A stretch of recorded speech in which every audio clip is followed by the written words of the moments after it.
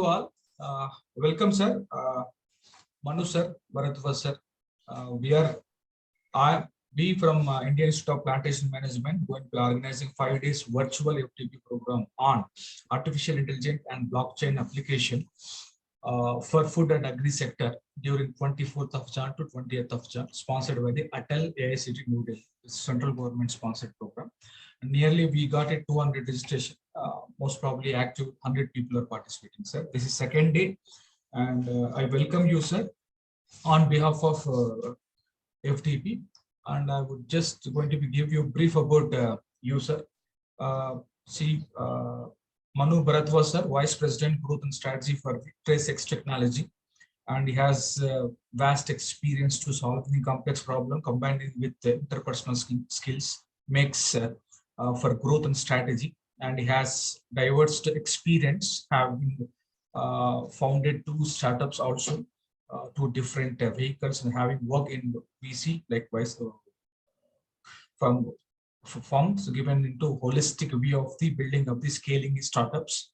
And he has built teams like a process and tooling across the product management, marketing and branding and communication, demand gen, sales and business development and so on. So this is a little brief about the Manu, sir, and I welcome you on behalf of FTP, sir. I think participants also will active regarding to get more and more knowledge from you, sir.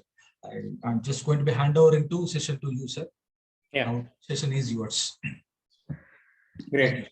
Thank you so much. Thank you. And thank you to Ganesh as well for having me on this program with all of you. So I'll just start off from where I think our admin left us with, and I think we are with around 45 participants. So today I'm going to keep it more interactive. So in case if you want to ask any questions, so it's going to be a 2-hour long session.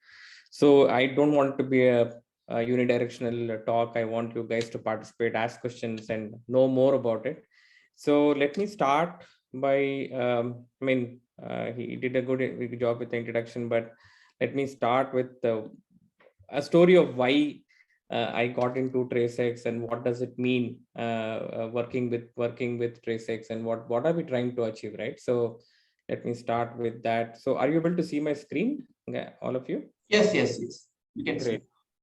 So yes, as introduced, I am Mano Bharadwaj. I head the growth and strategy for TraceX Technology. So I am an engineer turned entrepreneur.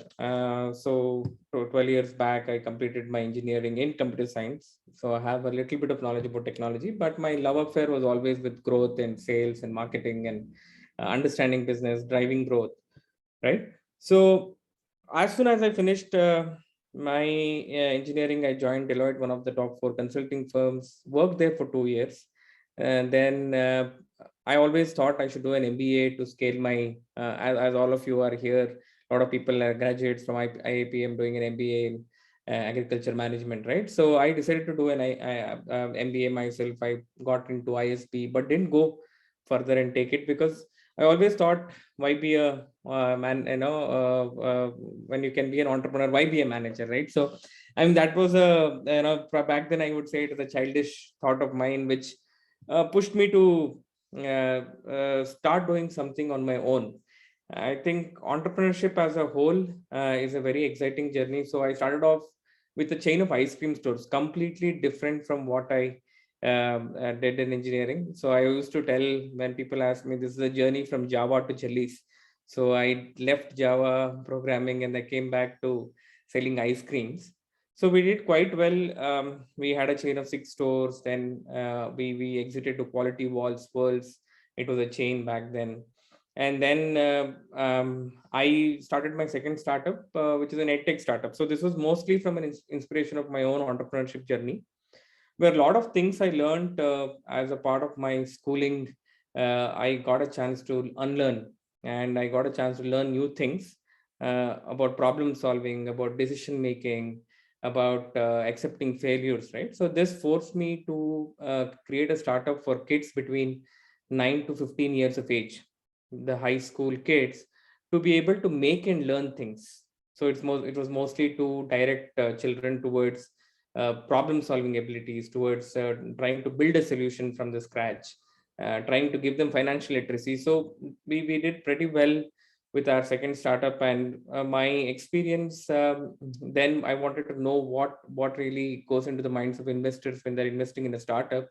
So I also worked for a VC firm for 2 years to understand the entire life cycle of a startup. And that's where I got introduced to Srivatsa, was the founder of TraceX Technologies, and we were talking about, he had approached us for fundraising, and eventually liked the concept that they're doing, and eventually got into TraceX Technology. So this has been a short snippet into my life. Today I will make it as interesting as it's possible. But if you guys, I think it's a post-lunch session. If you're feeling sleepy, tell me, Manu, we are getting bored. You have to tell another story. I have a lot of stories to share. So it depends on whether you want to learn blockchain use cases, or we can discuss about everything in agriculture and challenges and industry and everything. So I'll keep it open. But I mean, as per our instructions given by Ganesh sir, I will stick to blockchain use cases. So when I met Srivatsa, so it was a very interesting technology that they were doing for traceability. Now, I was always of the interest that I want to work with technology companies that can create real impact, right? So today, if you see, there are a lot of technology companies. Maybe some might be into food delivery, some might be, there's definitely helping some problem, but they're not trying to change certain things the way it is working, right? So this is where this is a very innovative idea and a very much needed solution. We'll talk about more about what was the need and how we went about it. But before that, I think lot of things, I think even on the flyers I saw blockchain and AI application, right? So now, how many of us here know blockchain as a technology? Can anyone, can you just type in chat saying that, "Oh, I know what is blockchain," or yes? If you know blockchain, can you type S? If you don't know blockchain, can you type N? Yes, great. So Syed knows, yes, great. I'll just wait for one more minute. Great. Amazing. Amazing. So all of us here know what is blockchain, right? So I think I will just start off by introducing a little bit of about blockchain.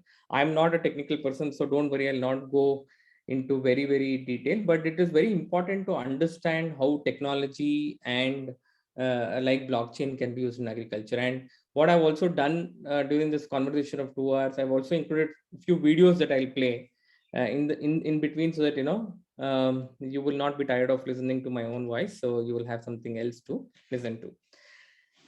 And for all the people who said blockchain, is somebody investing in cryptocurrency? I know it's a very personal personal question, but do you know what is a cryptocurrency? If you are aware of it, can you type S in the chat box? Bitcoin. Yes, great. Amazing. So Bitcoin and blockchain are two different things, and blockchain is a technology which enables Bitcoin. So I want to start off with saying that Bitcoin and blockchain are two different things. So blockchain is not cryptocurrency, and cryptocurrency is not blockchain. So we will uncover a few myths as we go together. So how did it all happen? I mean, because from a point of view of data, right? I think data was everything. When we started off 2000, the revolution happened, web 4.0. Then big data came into place.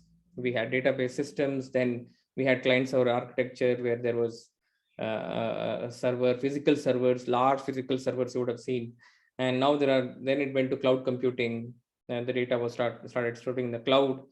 And then came blockchain, right? So this is the kind of evolution of the data and the data management. So today we will talk about few important. I'll give a small analogy of how blockchain works, and we will then go into the applications of blockchain. Okay. Yes, 1 second. Yeah. So understanding blockchain, understanding data becomes very important. Now, let's say Ganesh has the data of all the students, and he will want to name the most brightest student or the most eligible student of IIPM, right? So now he has public data. He also has some private data, which is personal life. So we will not want to know about that particular data. And similarly, professors like Ganesh will have data of all the students. And now Ganesh has to make a choice for the best student of the, like the student of the year, right? So student of the year for IIPM. Now imagine if there was a dairy in front of, let's say there were 10 professors, and Ganesh wrote a name of a student. Let's say Manu, for example. I'm sure that there is no Manu in IIPM. So let's say Manu was the best student. Okay. So now what if there was this magic that happened where Manu was, the moment Ganesh wrote Manu in his diary, all the other 10 professors could see Manu.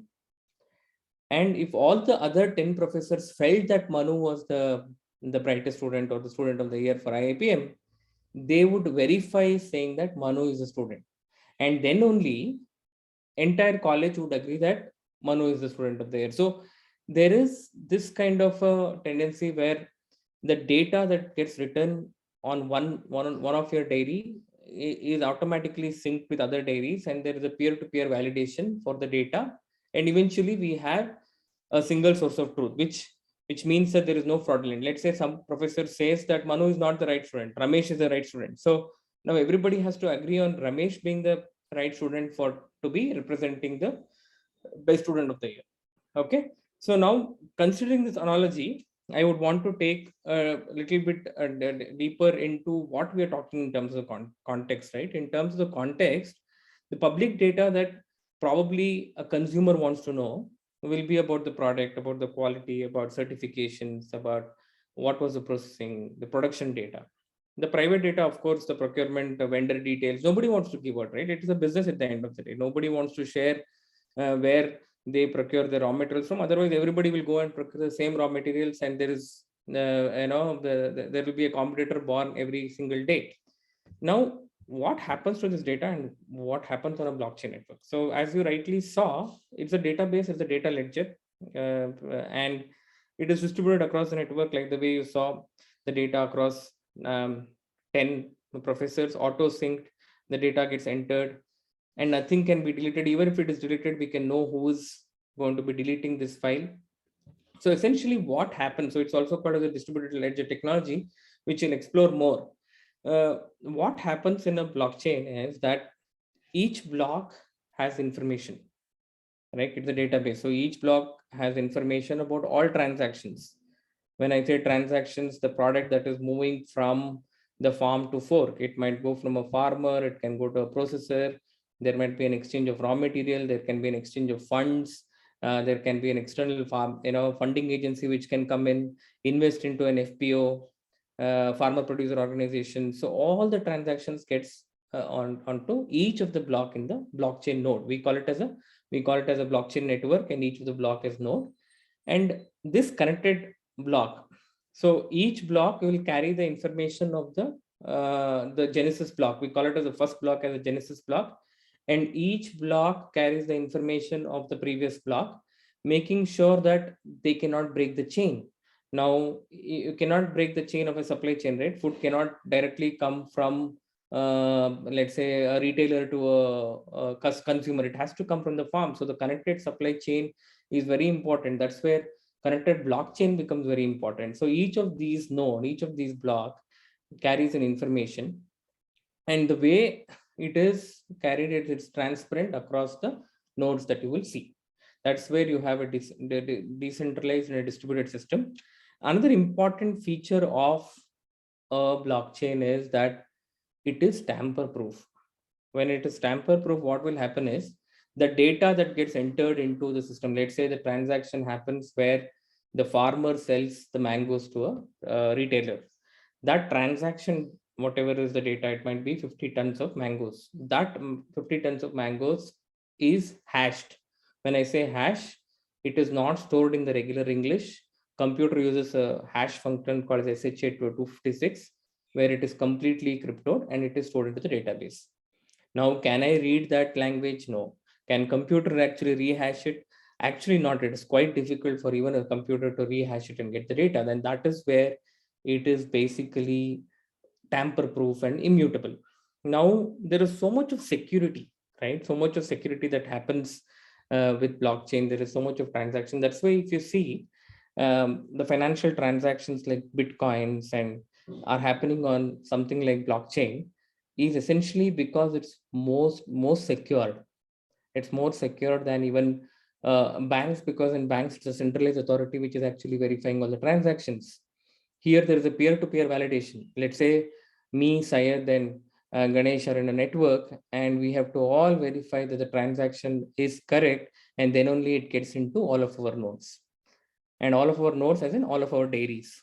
Only when we say all of our diaries, I agree that, okay, Syed has given me 100 rupees and I have to give 100 rupees to Ganesh. So this information, or this whatever is the information, it can be transactions, it can be and the crop from a seed level to the harvest level, it can be from, let's say, the post harvest, there is processing that's happening. All the data that can happen for a product can get stored onto the blockchain network, right? So we talked about blockchain, we talked about Bitcoin. So there, now you will ask me that, what is the difference between what you saw on a cryptocurrency, but what we are trying to do with supply chains, right?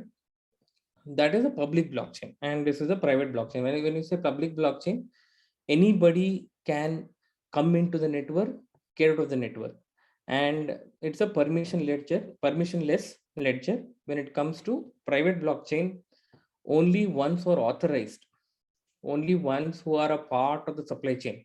Now, I don't want my competitor to come and see where my vendors are. I don't want what transactions happens. I don't want him to know what price I pay for my farmer. Everything is in a private blockchain, so it is even more secure. Okay, so what have we seen now? A secure, you say, I mean, secure because of the cryptography, of course. Then we have a real-time, entry into all the nodes. So everybody, all the stakeholders in supply chain are notified at the same time. You might be a factory owner, you might be a processor, you might be a grower. Everybody gets the details of the transactions happening. That enables transparency and traceability, right? So are we good? Are we there? Yes, yes, yes. Yeah, I think Syed is a good question. If we would imagine that blockchain technology is used transparently by many startups on a shared network, then it wouldn't kill. So basically, how blockchain can also be used. Let's say, for example, that's where we talked about private and public data. It is okay to share the data which is public.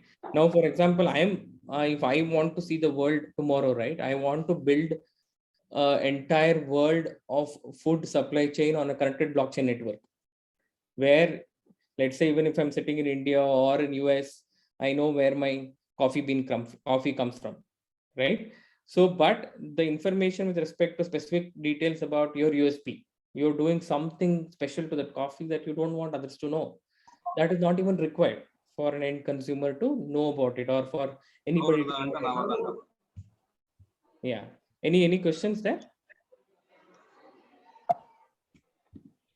No, sir. No, sir. No. Please carry on, sir. Yeah.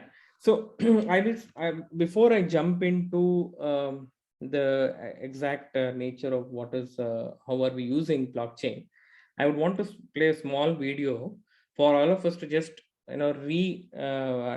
understand it more clearly about, because it's very important when you understand the use case.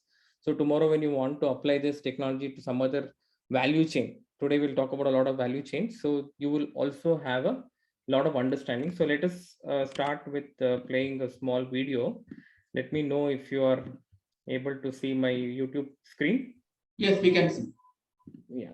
How do you know that the coffee that you bought is actually fair trade? How do you know which one is real? How do you know that this t-shirt has not been made in a sweatshop with a simple tag added at the end? You simply do it. In order for you to be certain, you would need a record of all transactions and events of the life of an item. That would be possible with blockchain. What's a blockchain? That's a fancy word. Blockchain is related to Bitcoin, the cryptocurrency. Initially, it was made for financial transactions, but it is now revolutionizing the business world, especially supply chain. It's just like Google Sheets.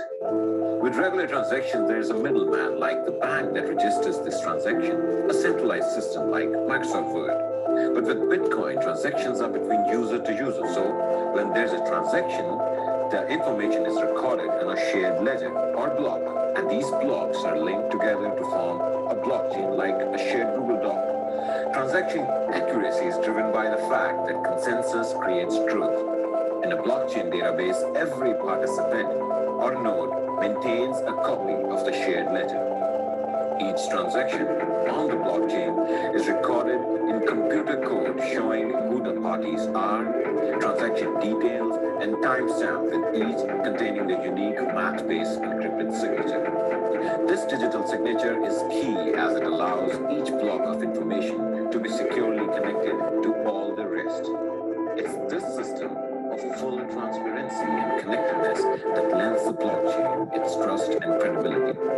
This connection provides an audit trail of every transaction that's ever occurred in a system. So, if there were an unauthorized change, each node is notified and we can see where it took place. They then would agree to recognize the change as valid or reject it. Again, transparency and consensus combine to make the blockchain system virtually tamper-proof. Today, your data is stored in silos, just like a Microsoft Word file. When blockchain, your data will be stored publicly or pseudo-anonymously in a shared database. Now, with blockchain, you can track the chronological history of the organic cotton shirt that you bought. You cannot tamper or cheat because everyone using the system is watching you. The blockchain revolution isn't going to happen overnight, but it is expected to change our lives like the wheel did, or the electric motor and the internet itself. I believe that this blockchain will be the next industrial revolution.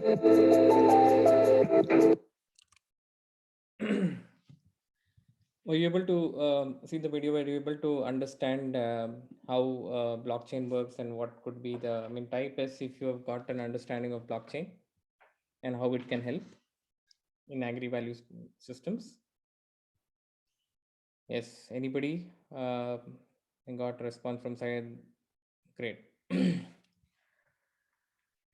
So can we, now I think we will move ahead into specific use cases of blockchain, right? I think we will talk about the benefits now. I think we, the video already talked about a lot of these benefits. So now from a point of view of how can, I mean, what are the benefits of blockchain? We talked about transparency and trust, and we know why, because mostly from a point of view, if you see that, you know, the data is cryptoed and stored, there is, you know, peer-to-peer verification. It is not one person actually validating the transaction. So there is a single source of truth. So it is decentralized. We can do audits. There is consensus mechanism, P2P, peer-to-peer, and so on and so forth. Now, the next. Yeah, I think these are certain, I mean, I'll not go into the frameworks. I mean, of course, we are using Hyperledger Fabric. If anybody wanted to know, it's an open source blockchain framework where the entire community contributes to the growth of the technology. It is open source, in the, I mean, and most of your Bitcoins are based on Ethereum. So these are all different blockchain frameworks. I'll not go into detail. So now when it comes to use cases for blockchain, right? I think what we've understood now is a lack of trust, I think, which is a basic thing that we are trying to solve using blockchain. Wherever there is lack of trust, it might be in the mind of the consumer, whether the brand is making a claim. It might be, let's say you are an owner and you have contributed, I mean, you've contracted farms for growing around it, and you don't know how effectively they're growing, are they using. So wherever there is a lack of trust, blockchain can play a very important role. So it might be in agri-financing, where is my money going? It might be in logistics, where is my material? It might be in a marketplace, where is the product flowing from? You might grow something in south that might be required in north. How is that entire movement of the product, either from a seed stage to the crop stage, or post-harvest from the crop to a finished good, or to an export out to the sea? We will see a lot of use cases today as we speak. And one more thing which has changed a lot, right? I think all of us have become more consumer, more conscious as a consumer, right? So we want to know what's in our food, especially after pandemic. We become so healthy that we want to know whether my milk is not adulterated, whether my meat that I consume, whether it has antibodies or heavy metal. I want to know what goes onto the product label. Do you guys agree with me that we have become more conscious because our type S, if you think that we are more conscious as a consumer, where we want to know what is there and the product, so on and so forth. And this is one of the influencing factor for adopting traceability, and we'll talk about the use case. Again, we, like the way we talked about it, there are different reasons why traceability is required. A lot of foodborne illnesses can be stopped. Uh, there was a huge outbreak in Germany some years back. I think Wuhan virus is also one such scenario where probably, I'm not making this as a claim, probably if we knew, the infected bat, and we could have done a product recall more effectively, the bat wouldn't have been consumed by a population, and then the pandemic started, right? So I think traceability has a huge impact when we know what we are consuming, because what we are consuming makes our health. The idea is to have a transparent ecosystem, a lot of regulatory policies. They can come onto the blockchain network as well. Your FSSAI, HACCP, GAP certification, ISO, GS1, all of these guys can be on our platform. Brands can use traceability for building confidence in the consumers. We can promote international trade. Our exports can go better. Exports, people can demand premium for traceability and so on and so forth, right? What is food traceability? I mean, which is very important question that we need to be knowing. In terms of, let's say, when you say food traceability, right, it is about the ability to recreate the history of the food, track the current destination of the food. So the entire history, if you're able to see an apple, where it is grown, when it was harvested, what was the package of practices that went to the soil level, everything can be tracked till the time, let's say, the apples are harvested. They are stored in the cold rooms for a pretty long time, and before which they are exported or they are sold to factories for making apple and apple byproducts. So all these things is called as a traceability. So traceability is knowing the origin, knowing the information about the origin of the food, right? Okay, so again, this is how the food information flows, like the way we talked about blockchain. We also are talking about blockchain, the data flow from the farm to consumption. So it goes to the manufacturer, it goes to a distributor, then retailer, and then the consumption rates, the entire chain. And like the way we talked about the food safety and regulatory authorities who can also come onto the network and verify this chain. So there is a governing council that we can create. I will not go into detail for that, but the traceability is to know the information from farm to consumer. Yes, now all of us agree that we need traceability, right? So you are all agri students, you know what is the complication at the ground level, right? The average acreage per farmer is very less in India.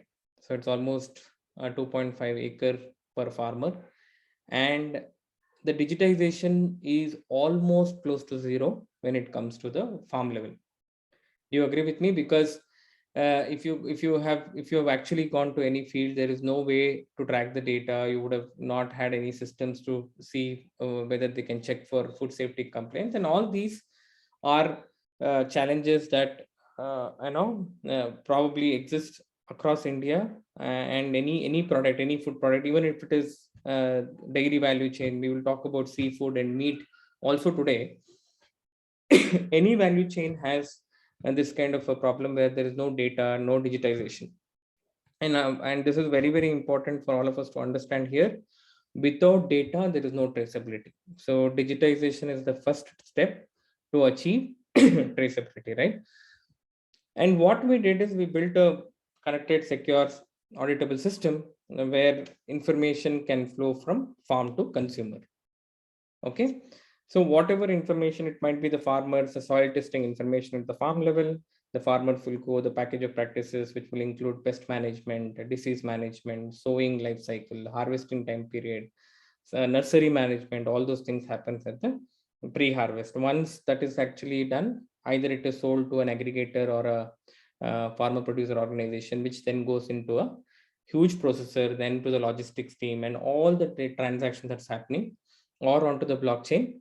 And now we will really know the state of the food from the farm to consumer. So there is a single source of truth that can go. A simple QR code on the back of your food packet can tell you the entire journey from farm to fork. So how it works in terms of like the way you saw in the actual government, all these people that you that are independent parties actually transact information on a one single network, which we call it as a food sign. It's like a sign of trust that we that can deliver a single source of truth for the consumer or for a owner, or we'll see different use cases how people are using this information today. But if you see, there are government regulations, there are consumers, there is the finance people, there are people who are working with the farmers, so on and so forth. I would want to start off with an interesting case study, I think, which all of you will appreciate. How many of you eat McDonald's burger? Are aware of McDonald's burger? Yes, thumbs up if you can. I think Ganesh is saying yes. And I think, yeah, I see some responses as well. So we all know, yes, high five for that. And we all know what is a McDonald's burger. And there is an important component, which is an iceberg lettuce. Iceberg lettuce are usually grown in cold areas, and that adds to the taste. So it is a fresh product. Now, there is no baking that happens, or there is no frying that happens. It is fresh that is used on the burger. Now, why is McDonald's wanting to do traceability for his iceberg lettuce? Now, what happens? Let's say, for example, Rituparna Paul consumes McDonald's burger, and she falls sick after that because of some contamination that has happened at the ground level. Now, a brand like McDonald's is responsible for a life of a customer, right? So the entire journey from farm to fork traceability happens on the using blockchain traceability platform, our blockchain traceability platform. I'll go into detail. Before that, I'll also show you a video. We did a very good video of the entire supply chain so that you will understand. So here, if you see from the sapling distribution, agronomy advisory, production tracking, everything gets tracked on our platform. We work with across 200 farmers in Nilgiris, Ooty. So the entire supply chain is tracked and traced. And what you will see is a traceability journey like this. This is very familiar to us when we order a food on Zomato or Swiggy. Today we get this kind of a detail saying that chef has prepared the order, the rider has picked up the order, he is there 5 minutes away from your place. And now this is going to the next level. Where did my iceberg lettuce come from? But are McDonald's putting a QR code on the burger? No, right? So this use case clearly says that McDonald's wants high quality tomato, high quality onion, high quality iceberg lettuce in the burger.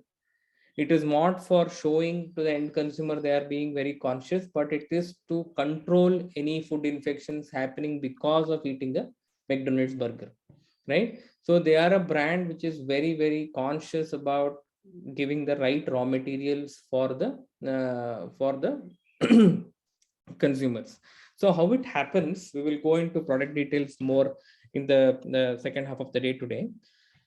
We have a pre-harvest Android application, which is multilingual and offline first application, where we map the farms, map the farmers, and we have a post-harvest desktop application. So now what happens in the pre-harvest side, all the package of practices that you saw for growing lettuce gets tracked on that platform. Now post-harvest, the processing, it might be sorting, grading, maybe washing, all those things happens on the post-harvest application, and then the traceability is rendered. Now this traceability is only for internal supply chain efficiency or internal supply chain control is where McDonald's are using. So now let us go and see what we did with McDonald's. So let me come back to, yeah. Are you able to see my YouTube screen? Yes, yes. In recent years, food safety is becoming paramount and very important, and the regulations and the requirement of the customer are becoming tighter and more stringent as days go by. Given that our produce is consumed by the end customer without any cooking, it becomes critical to ensure traceability and adherence to standards. However, it's not easy for organizations to achieve this feat unless they work deeply with their supply chain partners. So the challenges with contract farming are is that we'll have to get the farmers to adopt systems, and the farmers to learn where the produce is going, what are the risks, what are the challenges, and to make sure that they are getting a good crop. Quality of fresh produce and the package of practices will always top utmost importance to a customer like McDonald's. Therefore, the evolving trend amongst the food producers is to build their value proposition on the ethos of trust, transparency, and sustainability. But previously, monitoring of the POP at the field level we were finding is really difficult. It wasn't always easy to demonstrate.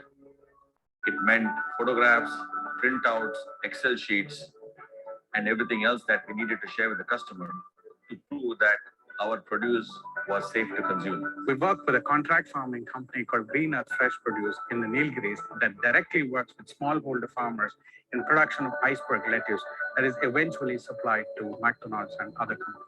The company leverages our technology platform to organize the supply chain from production, processing, and distribution, thus creating a digital footprint, enabling easy and transparent verification of the claims. The pre-harvest journey of the produce, right from providing saplings to the farmers to geomapping of the farmlands, helping farmers with crop planning and providing agronomic advisory, are all accomplished through our offline first multilingual Android application. A solution like TraceX allows us a level of transparency that's reassuring to any customer. So we need to incorporate technology into the whole production system to ensure that every lettuce head that is harvested here, the history and the entire genesis of that lettuce head is tracked, recorded, and always open for. So to get that, we need to ask for 24 hours. I think with this TraceX, I think they can get the details. They need not ask me at all because all the information is provided in the crate itself, the barcode. And they need not ask me. They can access my farm real time. This helps them achieve better customer trust and product premiums, eventually benefiting the smallholder farmers too as a result of organized supply chain. Through these good practices, we have achieved post-harvest losses of around 1.5%, and we have records, we have data to prove, we're constantly tracking that and improving. Traceability and provenance are becoming ever more important in the consumer's minds, with everyone becoming more conscious of the food they consume. With TraceX, they can be rest assured that our fresh produce is safe to eat.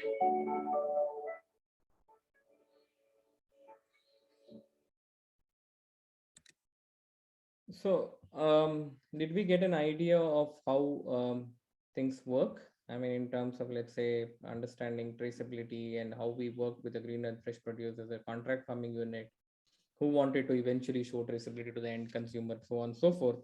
Did we get a clarity on how this value chain works, how blockchain can help a use case where with McDonald's?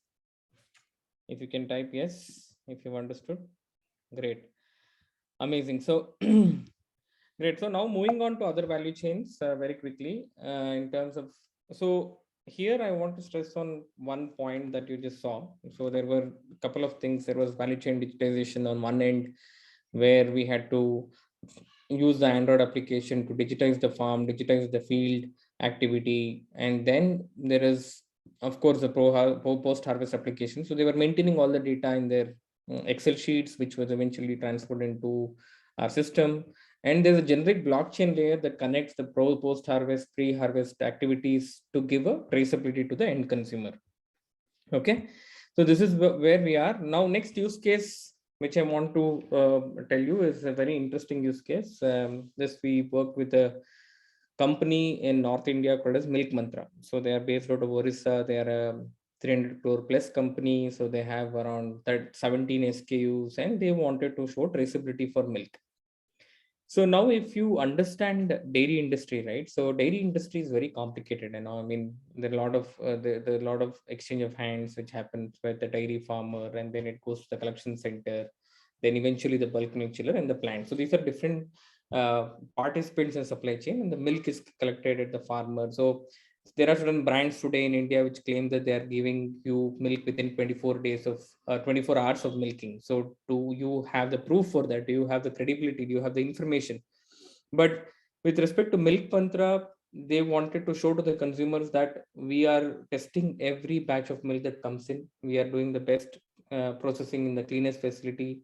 The temperature, the SNF, the fat percentage, which are very, very important for the quality of milk, is maintained along the supply chains. Now, we did the entire traceability for them, and of course, you might have a question that do you have a management digitization app to manage their dairy? Do you have an ERP to manage their front end? So here it's a pure integration play where we can also work with the existing digital infrastructure, like the way you saw here.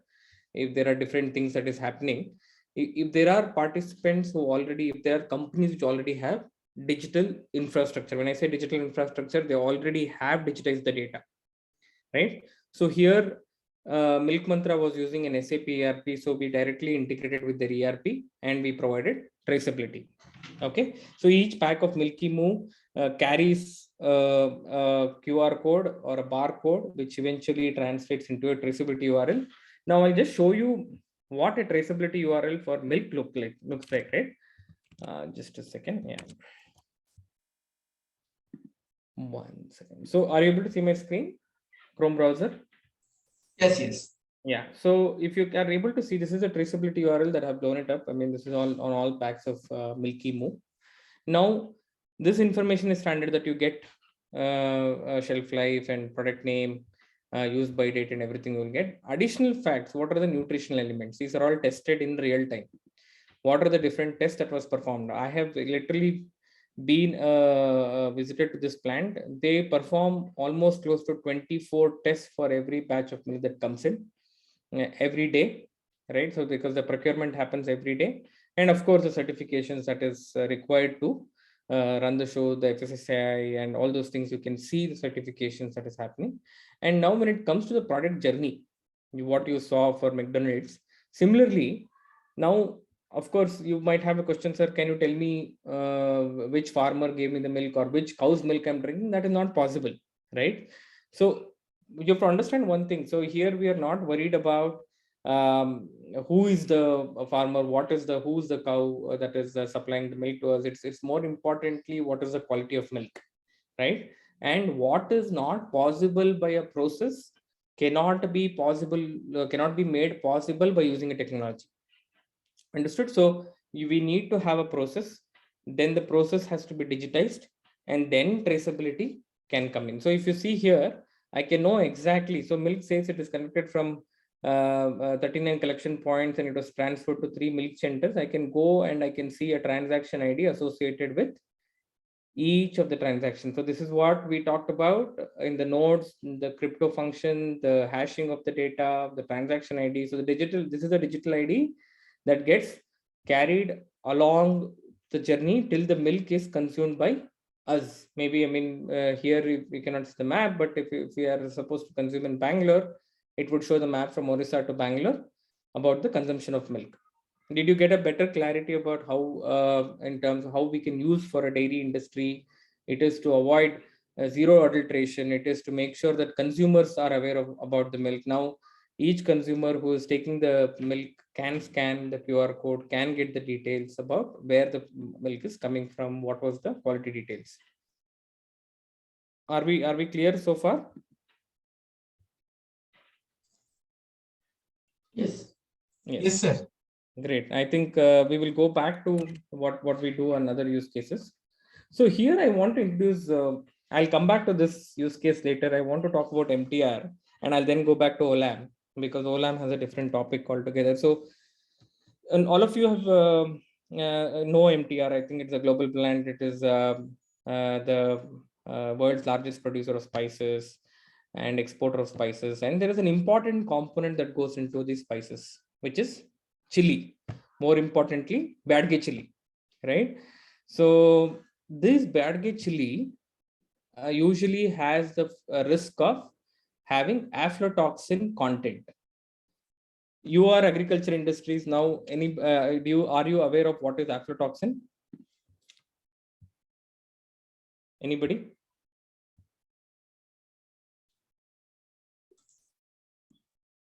Do we know what is aflatoxin? So all are for technical background, sir. Computer Okay, background. fine. Great. So from a point of view, I'll just tell you what is aflatoxin. Aflatoxin is a fungal origin that happens on a chili. It happens due to packing, the way they have kept it. Usually, if you have seen all this, chilies being dried on a tarpaul sheet, the blue sheet which comes as an asbestos, that those are all the factors that is leading that causes aflatoxin content, or that increases aflatoxin content in chilies. Now, aflatoxin, what happens if I consume aflatoxin content? It will damage my liver, right? Now, a company of a scale of MTR, which is funded by a French company, Orcla, they have mandated MTR to show traceability and to show a credibility for producing aflatoxin-free chilies. Now, MTR approached us to actually give the project. So when we went to MTR, they were working with around 300 farmers during the Hubli region. There, 300 farmers used to supply to the Hubli FPO. Hubli is a place in Karnataka, and we also engaged an organization called as Fortel, which helped the implementation of the technology on the field to MTR. Okay, so now what happened with this use case in the sense that now what is the main cause for aflatoxin free chilies is the company or the farmers not following particular package of practices. Now when the company and the field officers were able to track those package of practices, they were able to reduce the aflatoxin content to almost 95%, right? So again, here, if you see the use case, it is not to put a QR code on the pack of MTR chili. If you go today to the supermarket, pick up an MTR chili powder, you will not find a QR code. This is for an internal traceability. They want to make sure that there is no aflatoxin. So each company has a different purpose why they need traceability. Traceability at the end of the day is the same, but each company has a different purpose, right? So this is the MTR story. I can go on and on, but we will focus on one more important traceability use case, which might require a little bit of understanding of sustainability as a whole. So has anybody seen this chart? Does this seem familiar? It was there. It is a multicolored chart. It is present almost in all forums and all places. So have you had a chance to see this? Have you come across something like this? Yes. Great. So what is sustainable development goals? So now we are in this is a very important thing where TraceX can help, and why one of the main reasons why I also feel that I also joined TraceX for a while, that we can promote a lot of sustainability. Now, what is sustainability? The simple question is that today we are consuming natural resources, right? Tomorrow our children, our future generations might not have access to the same resources that you have, because those are all very those are not like they cannot be replenished. It is all very constant. It will go down, it will become zero in a day's time. Now the idea about sustainability, that there are a lot of talk that happening with the corporates, where they want to make sure that there is enough food for the world, enough the water for the world. There should not be pollution, so the carbon has to come down. The farmers have to become rich. They have to reduce the water usage, the fossil fuels, renewable energy. All these things are aspects of corporates today. So now United Nations is a body which has mandated sustainability goals for each of the corporates. It might be Olam, it might be Mondelez, it might be ITC. So all the top companies have to adhere to this and have to have these goals submitted as a part of their annual report. Now you can ask me why they will do it is also because they are financially incentivized to actually follow sustainability development goals. They can go and attract newer investors because they are being sustainable businesses. There are now something called as the ESG funds, which I will not go in detail, where people like you and me can invest in a company which is more sustainable, right? So Tata, when you hear the word Tata, there's a trust that comes into your mind. There is, of course, the image of Ratan Tata. You want to invest in companies which can ensure that there is enough for the future, right? It is not about companies which are doing maximum stuff and they will exploit the planet and leave it to zero, right? So there's a lot of repercussions of adopting sustainability. Now you might ask me, Manu, you've told about sustainability, we understood. Why are you talking about sustainability when you have called to talk about traceability, right? So without tracing data, you cannot manage the data. So there is a proverb that says, measure is a treasure, right? So whatever can be measured can be managed.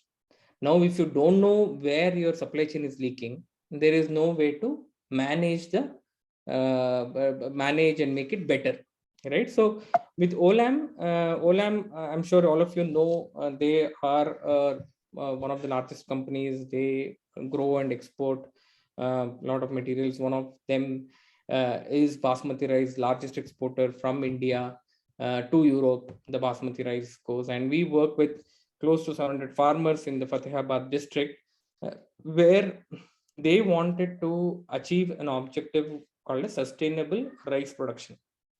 Now, rice is a global subject, and a company like Olam is responsible to show to the world that they can produce rice sustainably. What is sustainable rice production? Which means that I'm not spoiling the environment. I'm helping the farmers who are growing it, or all the stakeholders who are involved in my supply chain, and also by ensuring that I will give residue-free basmati rice to the consumers. Now, this is a lot of objectives that Olam came with to TraceX and said, look, we want the best quality residue-free basmati rice. At the same time, we want to measure environmental impact. We want to measure the social impact. Can we increase the farmer income? Can we reduce water? Can we reduce pesticide usage? So we took it up as a challenge, and we worked with 600 farmers across 3,000 acres. And today, more than 7,000 metric tons, actually 14,000 metric tons as we speak today, of paddy gets traced on our platform.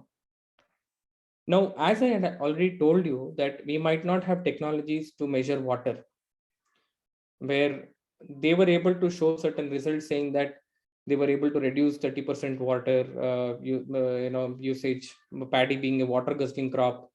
They were able to reduce 30% water. They were able to they were able to give residue-free basmati rice. They were able to increase farmer income by 10 to 12%. So all these were made possible because we integrated with systems. We integrated with a water saving technology called as Netafim, which measured water and gave us the data. We integrated with a livelihood management company called NRLM, where Olam ensured that the farmers' money was paid to their wives, in turn making sure that it is not used for other purposes, but for the welfare of the family. We also measured each of the activity that happened at the soil level, including the measuring of the pesticide per farmer per acre, which was later verified by an independent party called as Eurofins. Now, I want to bring your attention to this particular external certifying agency coming independently and verifying the produce. Now, this is where the true blockchain effect comes to place. Now, an independent entity like Eurofins can certify and put a certification report directly on blockchain, which is tamper free and immutable. Okay, so Olam was able to get the sustainability objective at the same time promoting a residue-free basmati rice. So this is a very important use case of traceability adding to the sustainable goals of a corporate. We are working with a lot of companies to do carbon trading and net zero. If I have time, I'll talk about it towards the end of this presentation. But are we clear so far? Or do we have any questions? So we're almost close to 1 hour now. So I just want to see if we have any questions. We have a lot of other use cases to discuss as well, but if you have any questions, we can. So requesting a participant, do you have any questions? Queries, please. Or you have any doubts, or have you not understood? Was it engaging? Anything? I mean, any feedback?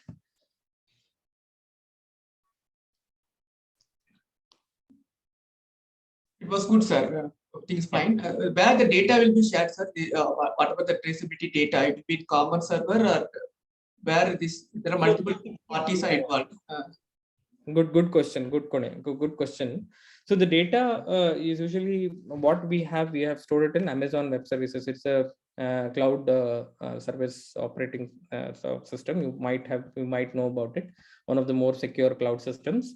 So the data currently is stored in AWS. It's Amazon Web Services, a cloud data. So, but usually people will have now. It is almost like, if I have to give you an analogy, it is like giving you a house with a key. Whatever you want to do in that house, you build rooms, you destroy bathrooms, it's left to you. That data is to you. We create an instance to application on AWS for you to engage with it. So your data is with you and it cannot be seen to other places. Even though we might have OLAM and MTR on AWS, you both have different houses with lock and key, so that you can see the data. So there are some questions in the chat window. Okay, so do you have any example of blockchain technology? Yes, I mean, Nagraj, the applications that we did with MTR. So MTR sold the Badge chilies to the FPOs, which in turn now the FPOs are empowered to show traceability, and corporates like MTR can trust FPOs to sell it to them. So hopefully I've answered that. Ravi Kumar, how your industry give opportunity to mango farmers? A lot of opportunity. I think fruit and vegetables are one of the most exported across the world from India, right? So I think traceability as a whole can help demand premiums for the exporters. TraceNet is something that where APIDA expects traceability. So there is a lot of traceability requirements for the export industry, which can be met by the software. Yes, this technology can be applied to all crops, not only crops. Now, after this, after probably taking a 5-minute break after this questionnaire, I will walk you through a lot of industry use cases in shrimps, meat, crab, seafood, etc. It can be used to.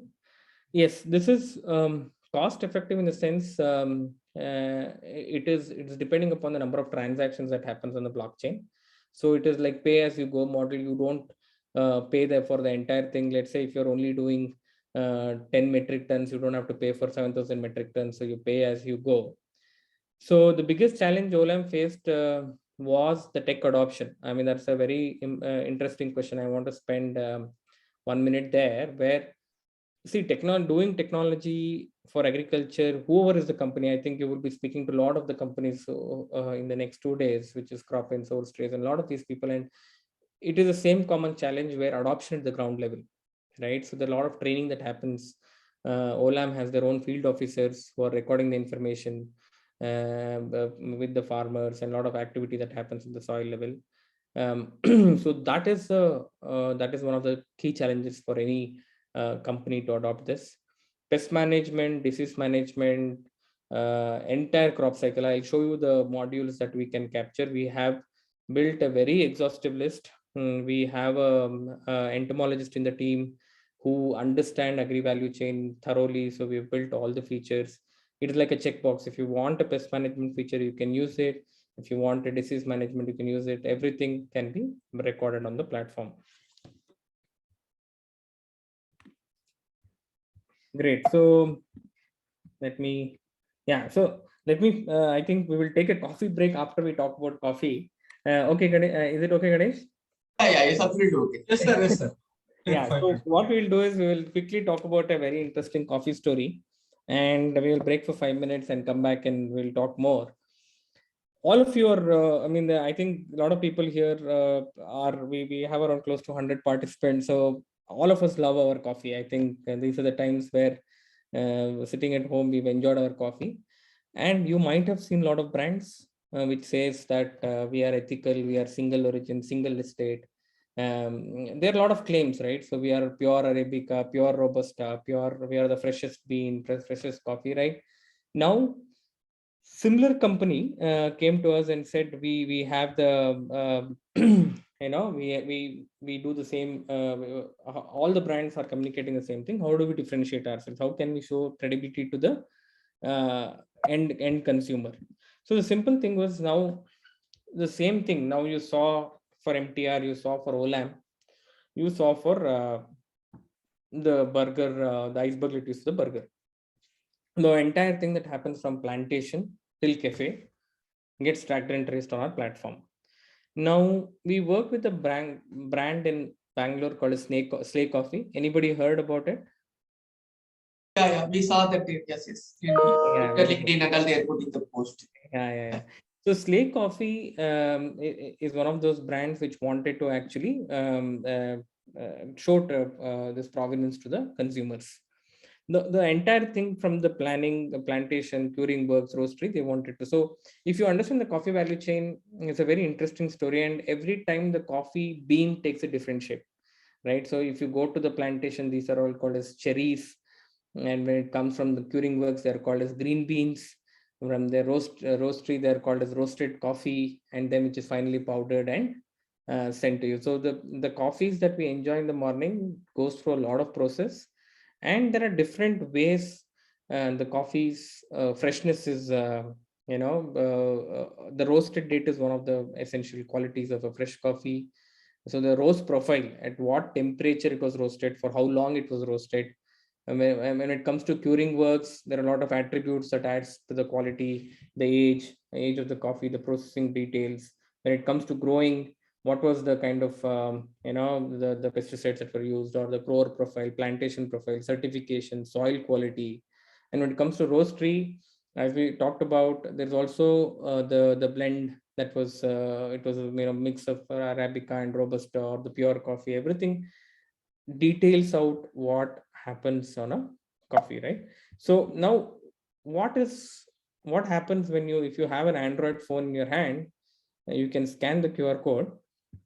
You will actually, or any phone for the matter of fact, any camera. So I have an Android phone, so I just said it is Android phone. Any phone, any camera you open up, and what you see is a traceability URL like this. Now there was a question that we did, the private data, public data, right? So now a consumer like me, I'm mostly interested about the roasting profile, about the tasting notes, about the blend. I'm not interested to know exactly which farmer, and it's a private data for Slay Coffee. Now if Slay Coffee comes and tells that I procure from a farmer by name Mahesh in this particular region, now me and you will go and start off a similar company, saying that why don't we start off the same company? You know the entire supply chain process. Now each company has a different way of communicating traceability. So we'll talk about one more D2C brand, and I'll this is the D2C brand, and we will probably break after that. So when we see D2C brands, right? So all these D2C brands have a credibility that they want to build with the consumer. So they want to show what they're trying to do. So we worked with a similar company called Stimios, which showed the traceability for their baby porridge. Now, baby porridge is the first solid food that is consumed by any a baby between 6 to 12 months. In a food like this, it's very important for the mother to know where did the ragi come from, where did when it was milled, when it was sprouted, was it done in clean facility? Can I close my eyes with and trust you blindly and give this product to my child who's a toddler, right? So now if you see the way they are showing traceability, this is more engaging from a consumer standpoint. They're trying to say, where does your food comes from, when it was sourced, when it was sprouted, when it was milled, when it was packaged, and when it was sent to the end consumer. Now, what is happening? Why are D2C brands doing this? Now, like the way we talked about conscious consumerism, me and you today are more concerned about the food we eat, right? So we do so much of research on the food, saying that somebody claims organic, you pay 10 rupees more and you buy it, and you really have no clue whether it is organic. No, only with traceability, only with companies who are ethical, who want to show transparency, they would want to do something. I want to show you a quick video of how Timios has done it. So let me, are you able to see my browser? Yes, yes. As parents, it's important that we know what went into our little one's food, along with when and how it was prepared. Hence, we at Timios, with the help of blockchain technology, have come up with the first of its kind solution to show you the entire journey of your superfood. Amazing, right? All you gotta do is this. When you buy a pack of Timios, just scan the QR code with your mobile, click on the link that pops up, and you are taken on a journey of our superfood. To start off with, you can see where and when each of the 100% organic certified ingredients were sourced from. Most importantly, we sprout our grains using traditional methods. You will also see how our ingredients were roasted and milled perfectly for your child. And finally, you will know exactly when our delicious superfood was packed in fresh lock pouches and delivered straight to you. Sounds too good to believe? Well, that's Timios for you. Superfood for super kids.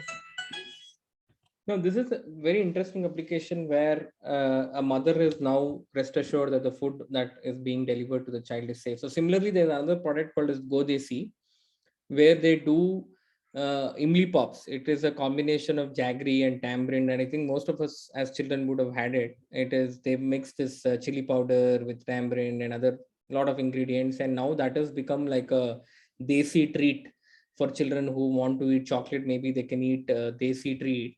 So their storytelling, let me just refresh the link. So their storytelling is very different. They are talking to an audience, even though our product is 10 rupees or 20 rupees or even less than that. Now I am actually, I'll tell you a story of how the tamarind was taken on 17, that who was the person who was involved in it, when it was transported to their warehouse.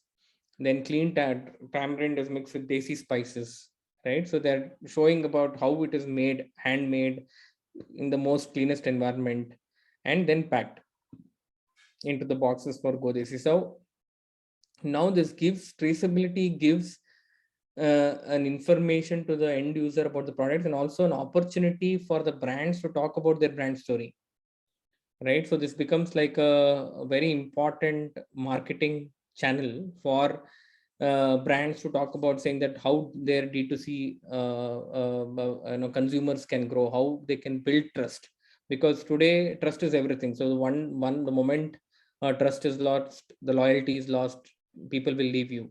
This is an opportunity for companies to build trust using traceability. So are we good so far? Yes, sir. It's fine. Great. So Pretty fine. Ganesh, do you think we can take a 5-minute break and Yes, come yes, back yes, yes, yes. We can. 20? Yeah, we are not, Take 5 minutes, sir. not closing this link. We'll just, as it is, we'll keep it, and again, we'll continue the same. Yes, and I want to tell all the audience there are a lot more interesting case studies. I think we will talk more about how meat and seafood and other industries use our application, including a few things on seed traceability, and we'll talk more in the next 5 minutes. Thank you. Yes, yes. Thank you. So dear participant, please, we will take 5 minutes break. Again, our resource person will back.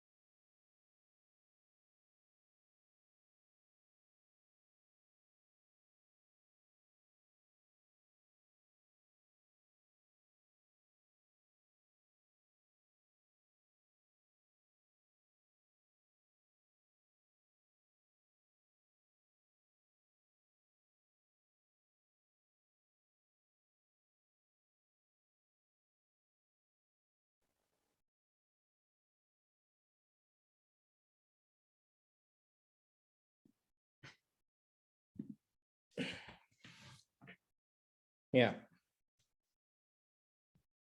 Ganesh, can we start? Yes, sir.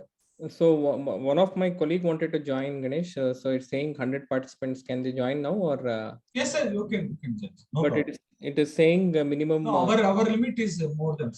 Okay, fine, great. Okay, so we are back, and I think I also see a lot of questions.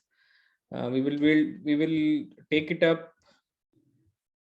Not audible. Am I not audible? I think there are some Audible, sir. Audible, sir. No audible. problem. Okay. So, what are the important shortcomings? Yeah, audible. Agri companies faced in adopting blockchain technology. Great questions. I think these are the questions we will be answering towards the end. I'll definitely take all of your questions. So I think we will talk about what other value chains that we've done and some other work that we have been doing on the blockchain side. Okay, so let me go back to my presentation. So interestingly, I think now we will talk about another use case where traceability is going to be very, very important in the space of export. Now, I think there were somebody who had asked a question of mangoes. We export the most of Alfonso mangoes, Ratnagiri mangoes grown in Mumbai, Nasik region gets exported. Similarly, there are a lot of GI crops. If you understand GI crops, it is called as geographically identified crops. Now, what is a GI crop? So when we think about geographically identified, which means that these crops cannot be grown in other areas. The reason being the soil and the environmental conditions are favorable for a particular product at a particular place. Now, for a product like this, it is very important to get the proof, right? You need to know whether it was grown in the same area. Let's say if you're talking about Nanjangud banana, if you're talking about Mysore Mallige. So all these things are GI crops. And again, a person who is actually using or consuming this GI crop should know where it comes from. Such is the case with Nendran banana, which is grown in Kerala and it gets exported to supermarkets of UK. Now, what happened was it was a government initiative where we worked with the government of Kerala, and they had an important problem saying that how can we show traceability of Nendran banana variety, because they had the people in UK did not trust the brand anymore or trust that we were giving the right Nendran banana. So there was a reduction in the sales that was happening, and government took the initiative. Vegetable fruit production department of the government of Kerala took the initiative to do traceability for the Nendran variety of banana, and the entire journey from the farm to fork was shown. And as we speak today, this is getting sold in supermarkets of UK with the QR code, where they can actually trace the banana till the source, right? So let us see the traceability, how it happens. So now if you see, one second, yeah, this is the Nendran banana traceability. So if you see there is information about the product and the quantity, the what is the banana, the type, and all the certifications associated, the quality test that has been done. And here this is a standard URL, but when we were using this URL, we were actually adding the images of the field, adding the image of the farmer. So now a person who is buying this and consuming this in UK really knows that they will be able to see the entire traceability of the UK, and they're rest assured to consume that kind of banana. So now another use case. So we talked about internal supply chain efficiency, we talked about sustainability, we talked about consumer trust. Now there is another use case where in the export market, where you can get a buyer's trust, where they are sure that whatever they're consuming is true. Now, coming back to our other use case, which is a very important use case, I want to open up another PDF for that, which is the seed traceability use case. One second. So, okay. Yeah, maybe I closed it. Okay, no issue. So we'll go back here and we'll see. So We work with another project. So this happened sometime before the COVID, after COVID-1, I think government of Telangana, they wanted to do seed traceability. Very, very niche area, but the complications are multifold, right? So now you saw in one of those videos which told about two packets resembling the same, and they have no way to identify which is the right seed packet. Now, this is a very critical problem in agri industry, which is about the counterfeit or spurious seeds or fake seeds in the market. So let's say I run a brand called as IIPM Seeds. Now, IIPM Seeds is a brand where it's well known to give good variety of paddy seeds. Now, someone from our team goes and launches the same packet with the same IIPM seed packet. There is no way for the end farmer to differentiate. Now, what is happening? One is, of course, farmer is losing money buying fake seeds. The second is the crops that are grown from those fake seeds will not give high quality produce. Farmers are again at loss. And all these are resulting in catastrophic disadvantages for the farmer and the company. Now, IIPM seeds, if there are more spurious seeds, IIPM seeds will not be picked up by the farmer, thinking that it's a poor quality seed and it will affect the reputation of the company, right? So now here the seed traceability becomes very important, and we work with the government of Telangana, where the use case was they were promoting 6 varieties of paddy seeds, Telangana Sona. You would have heard about this because all of us might rice that we consume. Telangana Sona is one of the most popular rice seeds, and most fake seeds also are available on this particular seed segment. And the entire journey of the seeds from nucleus to certified seeds can be traced on our platform. So similar thing that you saw from a point of view of a crop, which is iceberg lettuce, we can even go back and track the sapling, track the nursery, track the seed level activity. Similarly here, we saw that the work that we did with basmati rice, and we can go back and even trace the seeds. Now the journey will start from understanding what was the seed purity, what was the genetic origin of the seed, what was the quality of the seed, till the time the rice is consumed by an end user. So again, it is not an end user's perspective. This is for ensuring that farmers are not duped with fake seeds in the market.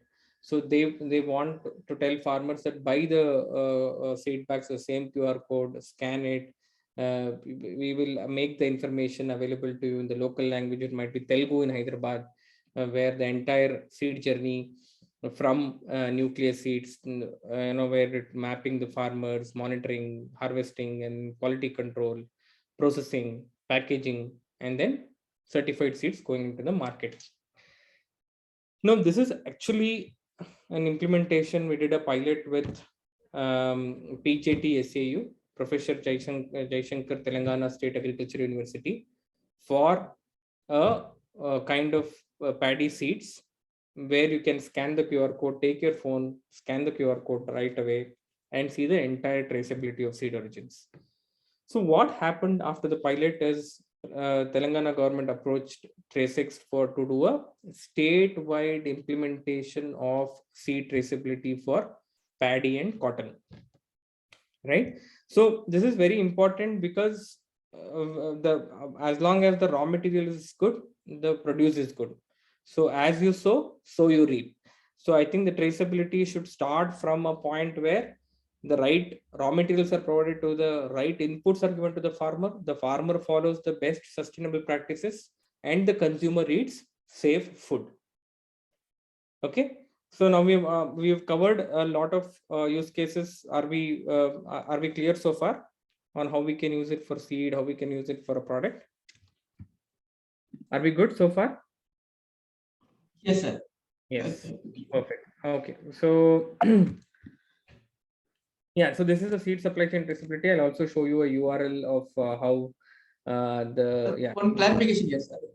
Yeah. That the seed, the pack is there, sir. If you somebody want to alter, they just remove the inside the content and replace with the duplicate content. How we can trace it, sir? Only that content. So Very good question. Very good question. So this is a question that we get asked. So what we do is we partner with a company which gives us. No, I mean, if they probably tear the packet, the QR code gets damaged. So it's called as non-fungible QR codes, or very unique dynamic QR codes, where it is attached to the packaging itself. Okay. If they try to tamper the packaging in any which ways, the QR code gets damaged.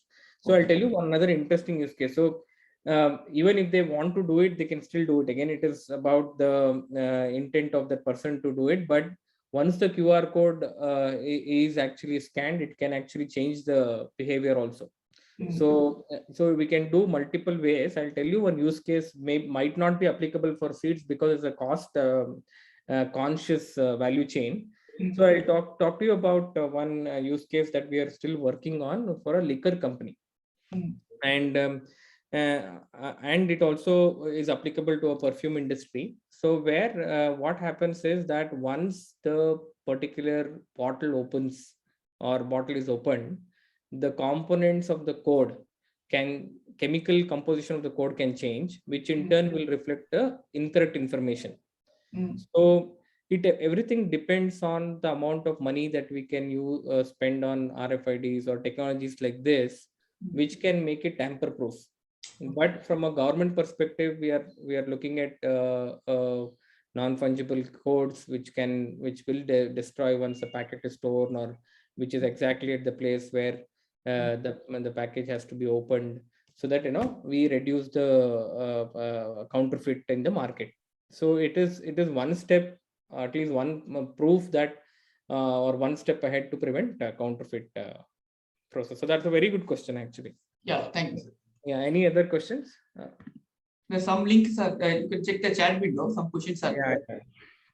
Is that digitized from end to end? Yes, very important question. So seeds, the most of the seed corporates don't want to show the journey of the seeds. They want to do forward traceability, what we call it as a traceability from let's say from the where it goes, which distributors, how many seed packets they have, how does it work, everything, all the things after the seed has been sold also get tracked. That is definitely important to avoid counterfeit. And can you talk about research opportunities in the field? Yeah, we will talk about it later.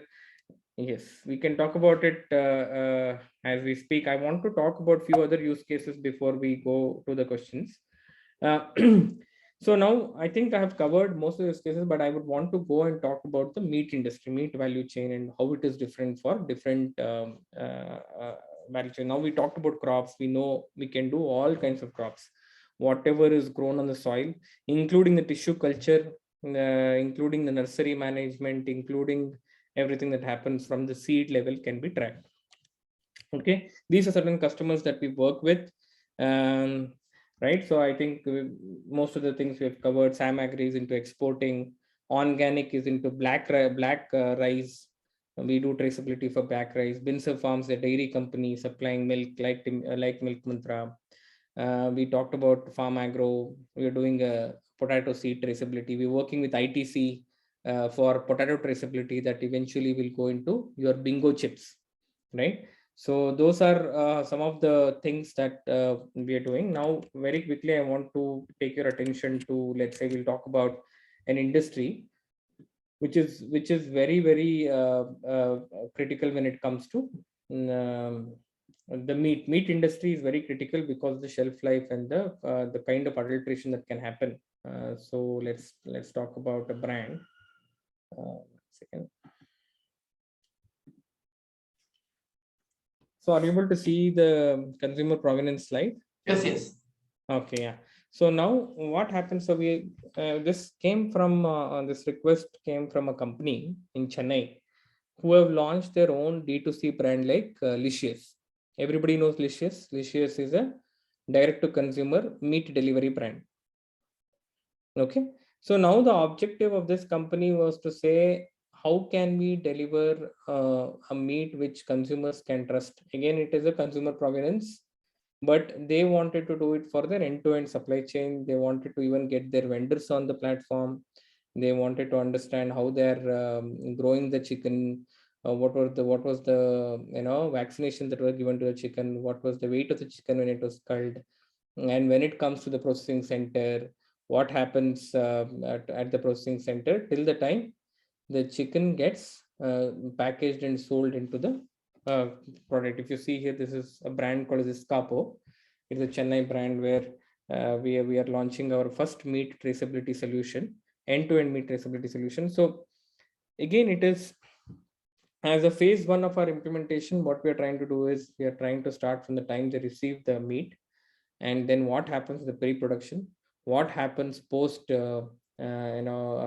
production, which might be about different types of cuts, different types of finished goods they do, the labeling and storage, and finally for the consumer, either it is a fresh meat or a frozen meat, they want to show traceability. So this is a very important use case.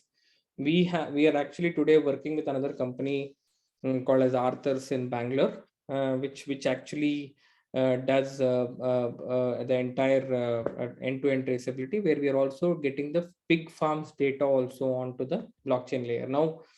Now even if they sell it to Licious or they sell by themselves, they can provide traceability data either for a business or for an end consumer.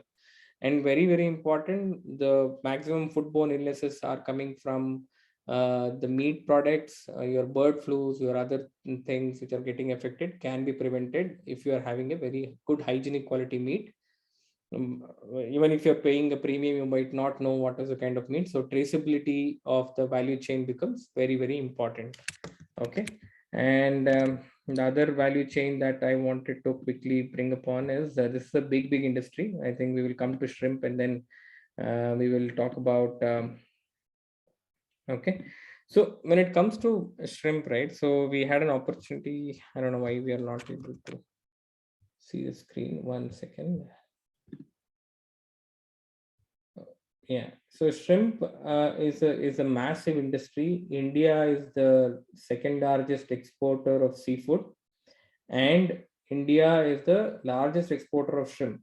When it comes to the overall export that we do, almost $7 billion of worth of export happens of seafood, and out of which 70% is from shrimp. Right, so shrimp is a mega industry, and it is almost close to, like, let's say basmati rice is the $4 billion export industry, but shrimp is a $6 billion export industry. So it has much more in terms of what happens. So there are very few vertically integrated. So shrimp value chain, I would want to just talk about shrimp value chain a little here for setting up the context. So shrimps are usually reared in shrimp ponds. Shrimps are nothing but prawns. You would have seen them. There is a slight difference between shrimp and prawn. It's not exactly the same, but just to give you a reference, it's like prawns. And they are grown, and they consume something called a shrimp feed. So the culture happens every 90 to 120 days. The harvest happens, and then they are shifted into based on their sizing, they are graded, and then they are shifted into a processing plant. And from there, lot of field staff, or a lot of staff on the production floor actually process the shrimps. So certain shrimps go with their head cuts. There are certain shrimps that will go with their tail cut. So there are different SKUs based on the requirements. And USA and China are the major importers of shrimp as an export from India. And the digitization has become of utmost importance because the FDA, the regulations of the US government for importing seafood has gone up post-COVID. And traceability is the only way that shrimp industries can get the data, right? So because there is so much of manual intervention, there is so much of activities that happening. So we'll have to track from from what goes into the feed. Now, to draw an analogy for the audience here, feed is like the seed for the way paddy is grown. So feed also is like a food for the shrimps. So we start our journey by tracking what goes into the feed. Now there is a link to, there are certain components of feed which comes from the remains of or the dead shrimps or the shrimps which are not used, and some parts also come from vegetarian, ground level, the crops, and some are chemicals also which goes into the feed. So all those things are tracked, and then it goes to aquaculture farms. They track every day what is the pH level of the water, what is the feed that has gone in. They do a lot of sampling, and activity monitoring happens on a daily basis, and all these things gets recorded onto the blockchain network. And then finally the processing happens, and then it is shipped to the through a container on the sea, through sea, so through Suez Canal and Panama Canal that we have read in our history books, geography books long time back, and the shrimp will carry a QR code for the end user. Why it is very important is that, there are these even if there is small alteration that can cause a huge damage. And recently there was a news where one of the biggest company, I don't want to name the company, biggest companies in India, exported the seafood to US, where two people were infected and were admitted, and now they have a huge loss of revenue and loss of the brand value because of that. Again, here it is mostly from making sure that the quality of inputs are right, but at the same time exposing the information to the end consumer. So what you show to your end consumer might be very different from what you capture internally. So internally, and this company, we are working with a huge company, BMR Shrimp Foods. So they are 1,500 crore company. They have a legacy of over 60 years. They've been doing this business, and they have their own farms, they have their own feed plants, they have their own processing centers.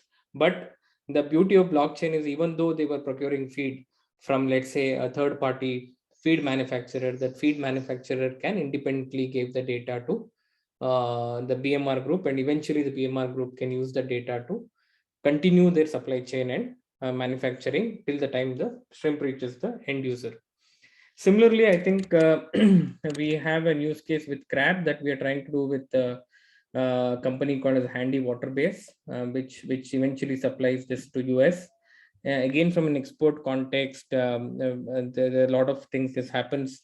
The crabs are actually caught wild, so it is not using any culture method. So a lot of most of the 90% of the crab are caught wild, and they are collected by agents, and they're cooked and sent exported. Similarly, as you saw, there are a lot of process that happens. If you see, each step has a lot of attributes, that there is temperature, there is weight at the mini processing plant, there is quality report, there is a lot of quality analysis happens that before reaching to the end consumer. So this use case is very similar to what we saw with the brands, where now a customer in US who is a Handy Water based customer can scan the QR code and know the entire journey of crab, of where it was caught, when it was cooked, what was the quality, so on and so forth. Similarly, we are working with another company which exports this tuna fish, and sustainability angle comes in there, where you saw the sustainability image that I was just showing you, where they want to show sustainable practices that they have done at the catch level, so that they can demand a premium with their buyer who's sitting in Europe and USA. So the use case is very, very complicated there. The fish has to reach the end consumer and has to be eaten within 7 days of capture. It is unlike carrots, it's unlike tomatoes, where you can store for a little longer time, shelf life is higher. Beyond 7 days, the particular category of fish is a waste. It's a waste here, and a waste even if it is exported or in the middle of the transit. So traceability and tracking becomes very, very important in seafood. You will not believe the traceability can reduce the supply chain wastage in seafood significantly if right data metrics are there, and if the information flow happens. So another very important use case of blockchain traceability is in seafood is in food wastage, generally in food wastage, because more tracking, more measuring can happen, and in effect the traceability can happen. So this is where I think we almost covered all the use cases, if I'm yeah. Before going to the product, I want to show you a small video just to break the monotony. I really liked the first 1 minute of this video where they talk about how traceability and blockchain, like the way we talked about, can impact various areas and save the environment as well. So the blockchain is a shared database technology that underlies Bitcoin and Ethereum. It's set to disrupt many industries in the coming decade, but few people know the positive impact that it could have on the environment. Blockchains can help reduce bureaucracy and fraud, make organizations more transparent and democratic, help track the origins and movements of products, and encourage people and institutions to adopt environmental practices. Here are 7 ways the blockchain can help protect the environment and reverse climate change. Number 1, supply chain management.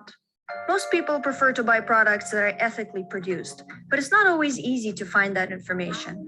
Products go through many hands before they reach the store shelves, and it's very easy for companies to lie about how their products were made, what materials and chemicals they use, where they dump their garbage, or how fairly they treat their employees. Blockchains can be used to track products from the producer to the store shelf and help prevent waste, inefficiency, fraud, and unethical practices by making supply chains more transparent. It can also help consumers to be better informed about how each product was made and shipped so that they can make more environmentally friendly choices. If we track food, for example, this could enable buyers to purchase local produce knowing that it was grown locally. It would also help cut down on carbon emissions due to food not having to travel long distances. Blockchains could ensure that a fish being sold at a fish market actually came from a sustainable fisherman, or verify that a bag of coffee actually came from a fair trade producer. So, I mean, I wanted to stop. I think I'll also share the links of these things once I'm done. But the idea is, I mean, did you understand how all of these things, when they talk about carbon emission, sustainability, now we've got an idea about how traceability and blockchain can help in these areas. Type S if you have understood so far. Yes. Okay, I'll spend the next 5 minutes walking you through what does the product look like, what is the product and technology, and then we will answer the questions that you have, right? So I think good to go. We will speak on the next 5 minutes about the product. Now, not going into detail about technology, because now we wanted to understand more of the use cases, but it's also important to understand what goes behind such a product. So we have so let's say, I think there was a question on how easy it is for a farmer to use this application. So ideally, what will happen in a case is farmers will not use this. Mostly it will be the field officers who will be using this application, who would in turn want the farmers to probably I know there will be a lot of one-time activities that happens when you're doing traceability. There is one-time onboarding of the farmers, one-time mapping of the farmlands, and all those things can be done by field officers. The farmers, what happens, right? Let's say if we take an example of iceberg lettuce and OT, right? So they just get the information that they have to add a particular pesticide on a particular day in Tamil on their phone. Whether they have done it or not is tracked again by the field officer. We are not in a country where farmers are savvy to use this application and to adopt technology. So we've made it very, very user friendly, very low dependency on farmers to add data. We are working with companies who have their own field office on the ground, so we don't have any people who are working on the ground. We work with institutions like IFHT and resource institutions like those, where they will give the manpower support for us to implement the technology, right? So that is where we are coming. And then these are different modules. There are a lot of questions about what are the different modules. Disease management, pest management, etc. can happen. We can also monitor what is happening on the post-harvest kind of this. And then there are also reporting features. You saw there are some decision dashboards, how many farms have been occupied, how many farmers, what were the digitization boards and stuff like that can happen. And then post-harvest tracking. So if you see the barcode here, this is the digital identity. So every transaction that happens on TraceX on blockchain is carrying a digital identity. So that is where the traceability comes with. So the entire thing that goes out to the bag or onto the consumer or for internal provenance can be tracked because there is a digital identity that gets created for every physical transaction that happens. Now, physical transactions gets data into the blockchain. You saw the entire node, you understood how it works. That is where the linking happens because of the blockchain, and then the data is rendered. So how can we use the data? Of course, we saw a lot of use cases which we can bracket into two broad areas. One is from a consumer trust, which include buyer trust, export. It might be a B2B business which is buying from green and fresh produce, McDonald's. Again, wherever there is trust, wherever there is that lacking, that traceability can solve. And the next important challenge is from a point of view of internal supply chain efficiency, carbon offsetting, sustainability goals, product recalls, right? So there are a lot of other use cases. Probably we'll have some time for the questions. But one interesting use case which happened with which we are working with one of the largest chocolate manufacturing companies. I can't tell their name because it's still not we've not still signed the contract. Is where we are working with them to actually do a product recall for a chocolate before it reaches the end consumer. So now if there is any contamination, traceability can help do product recalls very, very effectively. So this is also another important use case where companies are very, very wary about their brand image, brand reputation. So they want to avoid the contamination before it reaches the consumer. So I will have some time for the questions. So before I go to the questions, I want to know, how was the session? Did you guys enjoy the session? Did you guys, because I think there was a feedback link I saw, but I might not get the feedback, but you tell me, how was it? Did you guys like what we said and what we are trying to do? Did you understand what was told? And yeah, thank you so much. So now let's quickly, I think we have around 9 minutes. Let's try and answer as many questions as possible, or you can connect to me on LinkedIn and ask me questions in case if I'm not be able to complete the entire questionnaire. My LinkedIn profile is with Ganesh. You can also search Manu Bharadwaj, TraceX Technologies. You should be able to find that. Okay, so coming back to the question. So I think let me see. Okay, which company is adopting blockchain for tuna fish exports? So Sesame Foods from Bangalore, they export it to again Middle East and US.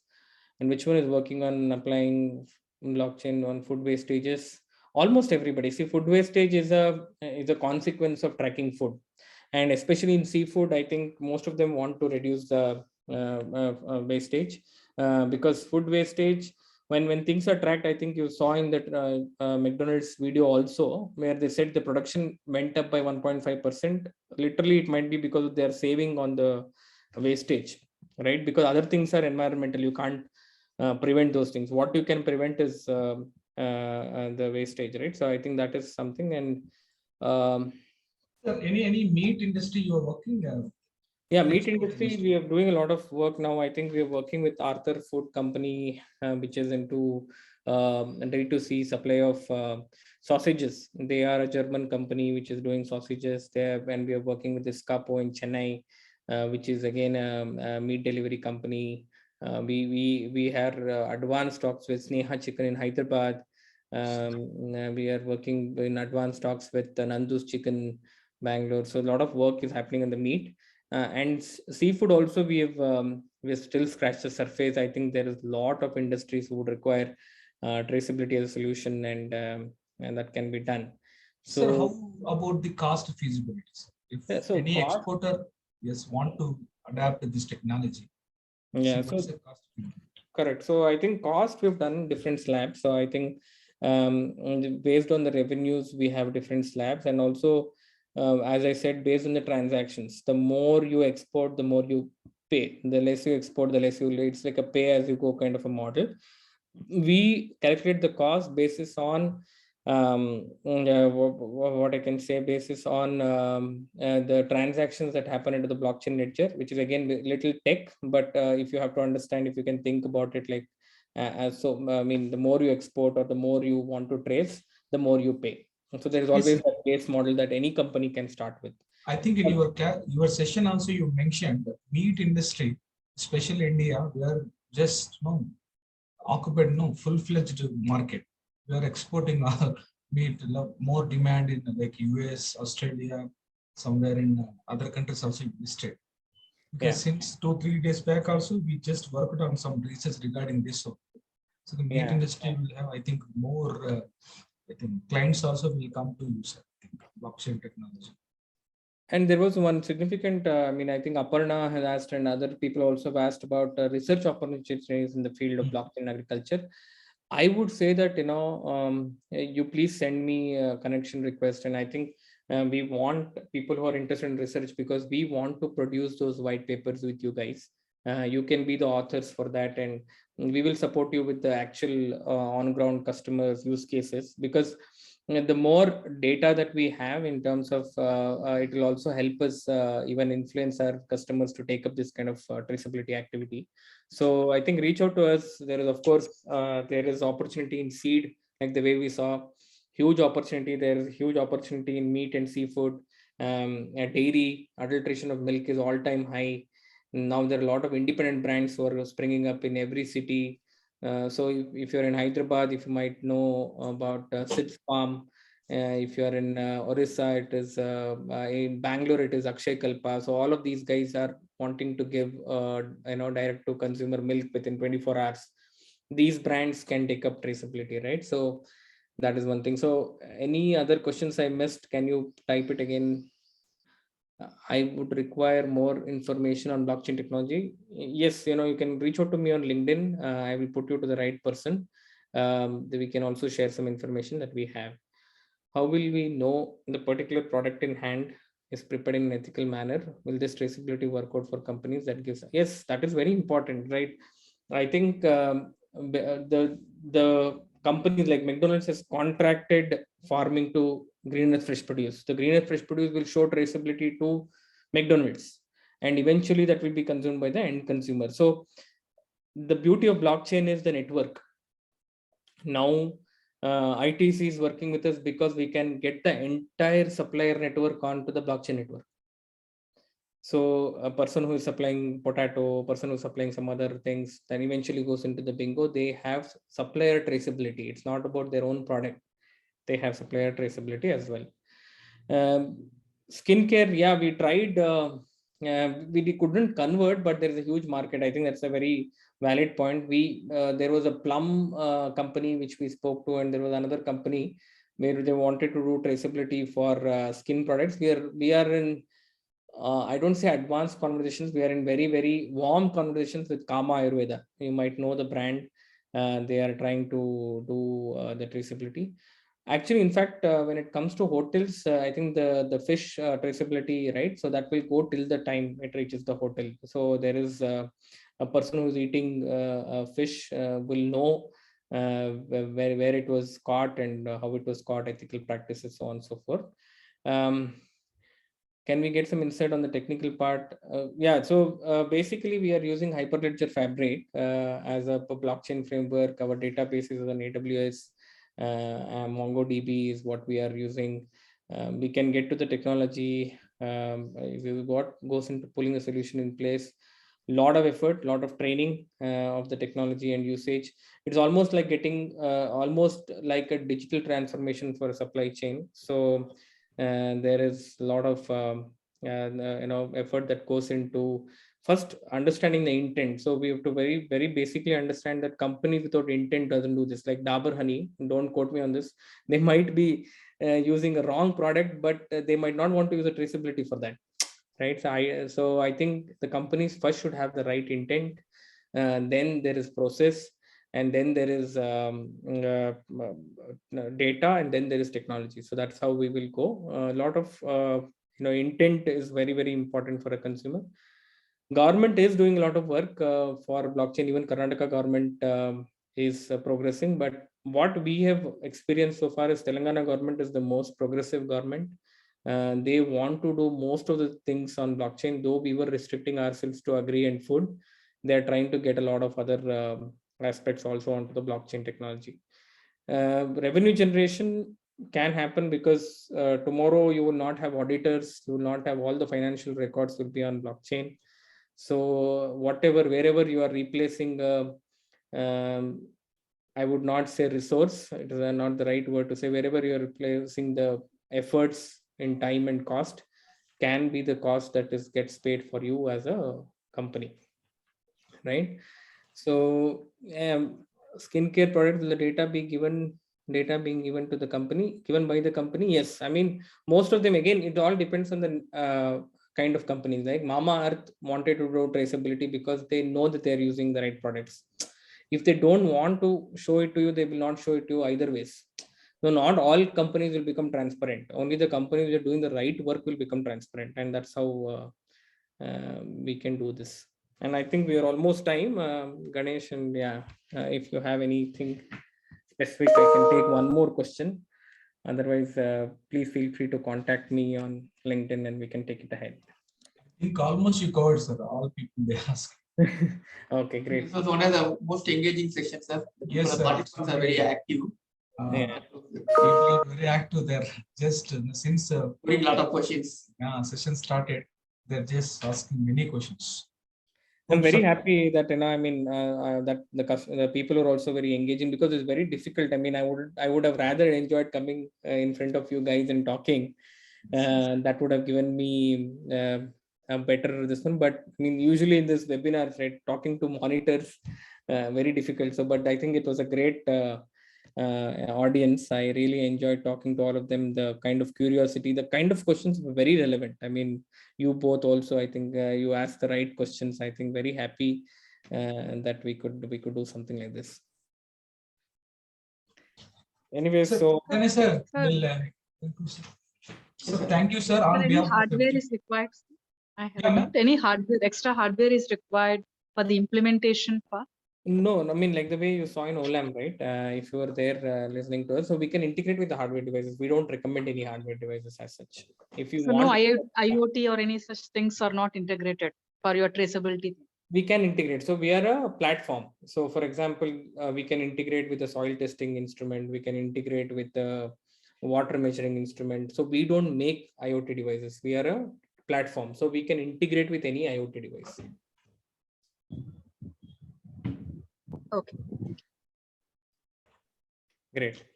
Yes, sir. Very good, sir. You can propose. Yes, thank you, sir. On behalf of FDP team, really is that session was wonderful, sir. Hope all the participants also enjoyed a lot. I think maybe they got clarity regarding their questions, their doubts. Of course, Government of India also, they are insisting that they're going to be implementing new education policy, blockchain technologies as one subject in schooling level.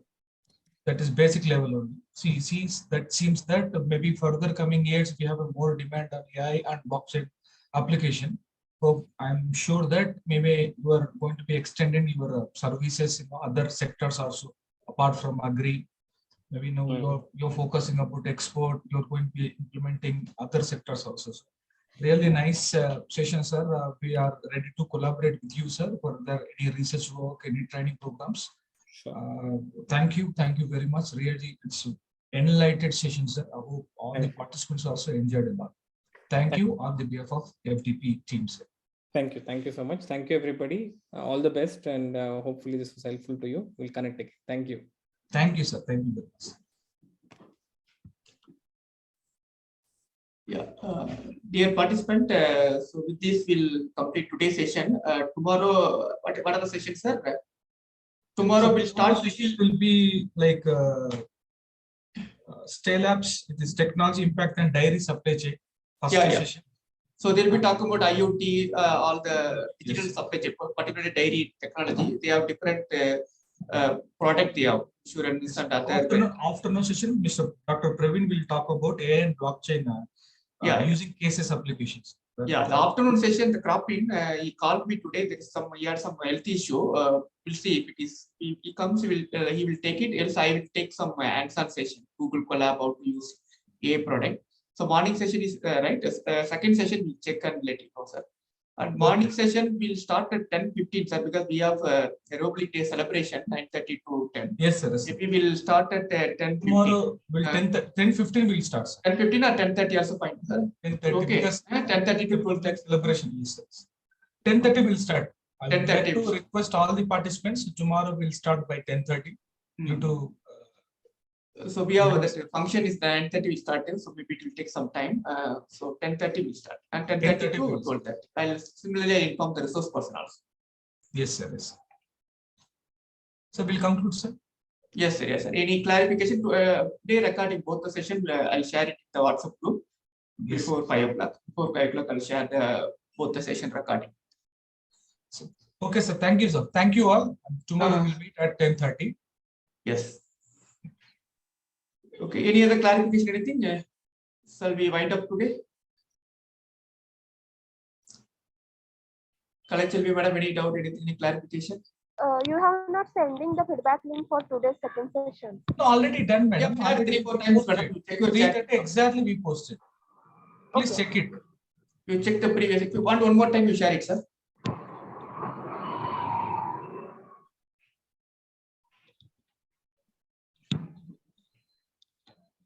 Yes, sir. The WhatsApp group link also you can share it, sir. Already done, sir. Both done. This is WhatsApp group.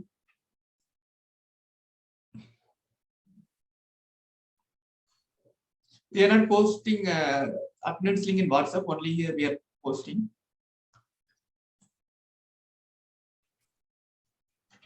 Feedback link also one more time. Share it, sir. Yes, sir. Both I posted.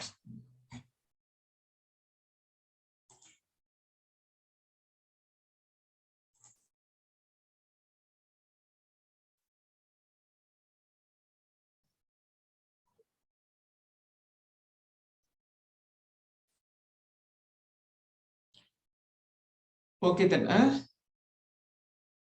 This will wind up, sir. Yes, sir. Yes, sir. Thank you, sir. Thank you. Thank you all. Thank you.